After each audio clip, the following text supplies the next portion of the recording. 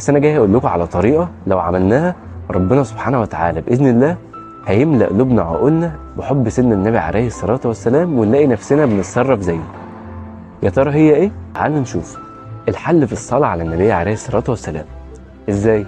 مبدئيا كده تصرفات البني ادم هي النتاج اللي متخزن في عقله الباطن، فلما بنبدا نواظب على الصلاه على النبي عليه الصلاه والسلام تبدا الصلاه على النبي عليه الصلاه والسلام تملى عقلنا الباطن بحب سيدنا النبي عليه الصلاه والسلام، كاننا بالظبط بنطبع في عقولنا وفي قلوبنا حب سيدنا النبي عليه الصلاه والسلام.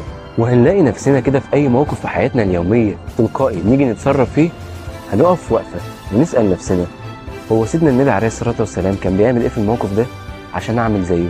هتلاقي نفسك حاسس كأن النبي عليه الصلاة والسلام حي وعايش، بس عايش في قلبك، بتستشيره وبتسأله وبترجع له في كل أمور حياتك. بس كده، تعالوا نصلي على النبي عليه الصلاة والسلام.